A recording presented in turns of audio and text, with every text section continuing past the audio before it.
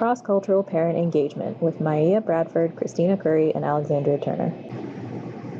The traditional definition of parental involvement revolves around the idea that all students should be contributing with commitment in the classroom as well as at home.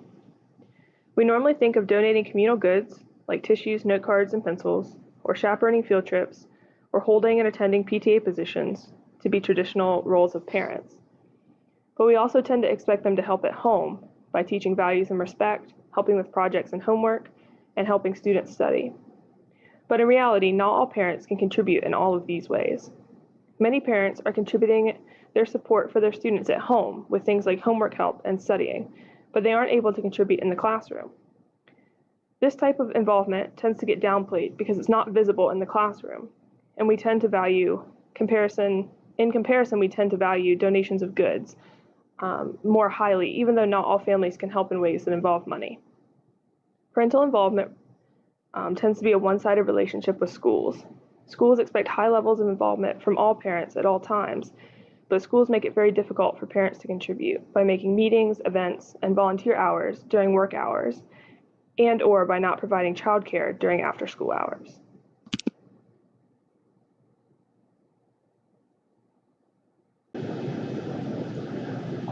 Cross-cultural parent engagement may face unique challenges for the educator.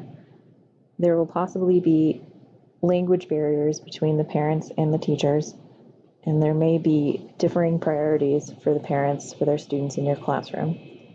So what can we do to help? We can ask parents to help us learn more about their culture and be more aware of their priorities for their students, and understand what their concerns and worries may be for their students. In addition, we can promote the idea of differences versus deficits, and encourage participation in programs such as the PTO. Immigrant parents face a unique set of challenges. First is a language barrier. It can often be difficult to arrange for translation of paperwork or for a translator to be present, and sometimes it can be difficult to have things communicated well through a translator. Parents can also struggle to understand things like invitations and opportunities that you're sending home when the English is not their native language. Secondly, they face a cultural barrier. Many groups, especially Latino parents and Asian parents, often value the position of the teacher very highly, and because of that, they want to avoid interfering with school settings because they're afraid of impacting the teacher's position as an authoritarian. Next, a lack of knowledge. School systems vary throughout the world, and so parents may not be involved because they don't know or understand the right ways to be involved in your school system. They also face immigration isolation. Immigrant isolation is when adults are entering the community with language and cultural barriers, and they're likely to be isolated and often uninvolved not only in schools, but also the community as a whole because they have no friends, no connections, and are struggling to find their place. Lastly, immigration status of parents. This matters because parents who do not possess legal immigration status are a lot less likely or unable to volunteer when Social Security numbers, address information, fingerprints, or background checks are needed in order to be involved. When interacting with parents, it's important to know that there are different styles of parenting which will impact how the students participate in your classroom. One style is authoritative, which involves high control and high support. A second is authoritarian, high control and low support. The next is permissive, low control and high support. Different cultures tend to use different parenting styles.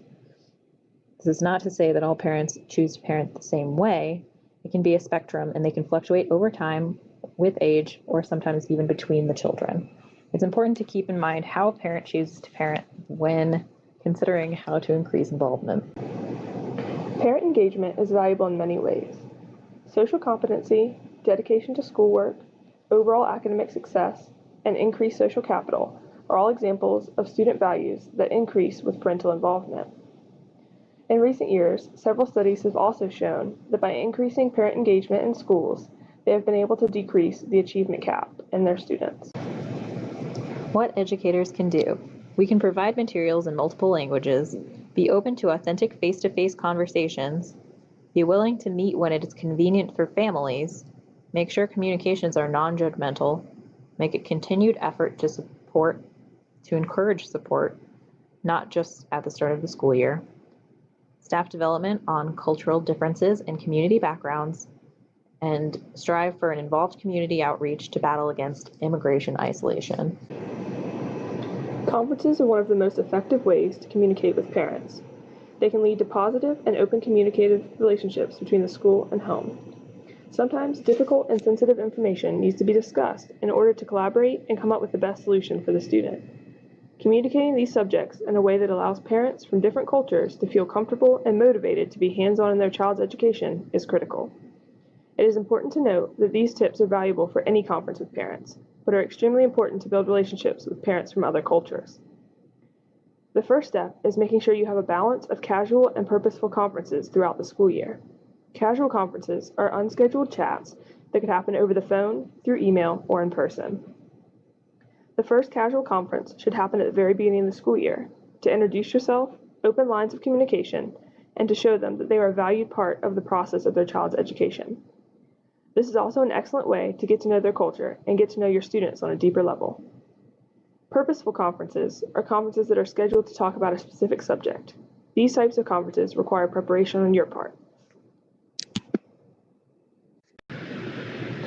Ways that educators can prepare for purposeful conferences are to think about the difficulties that may arise.